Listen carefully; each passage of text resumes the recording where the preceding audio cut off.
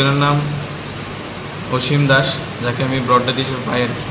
তো এটা ময়নাতদন্তের জন্য পাঠিয়েছি, কালকে দেখা যাবে কী হয়। আরেকজন আমার সাথে স্যার দেখেছে, ওটা Helen Das, female, 48 years male. ওনার মাথাতে আঘাত লেগেছে, পাও লেগেছে। তো যা যা করার তা করেছে। এখন যা আমি প্রাথমিক যা দেওয়া তা দিয়ে এখন আমরা পেশেন্টকে রেফার করছি, কারণ কন্ডিশন ভালো না পেশেন্ট। কিছু জানা গেছে কীভাবে কী হয়েছে? যা আমরা শুনেছি যে পেশেন্ট পার্টি থেকে যে আরটি কোনো একটা বাইক আঘাত করে চলে গেছে। এদিকে তোমার নবশক্তি ক্লাব থেকে 1 কিলোমিটার দূরে ওয়াটার সাপ্লাই করে আর কি। তো এদিকে আমরা তো 20 জনে বাড়িছি। তো এরপরে দেখলাম যে মা ছেলে এক লোক বাড়িছে, তারপরে বাড়ি দিছে ছেলেরে। আমরা অ্যাম্বুলেন্স করে টেবিন হসপিটাল নিয়ে এসেছি। তারপরে দেখলাম যে ছেলেটা একটু অন দ্য স্পট মারা গেছে আর কি।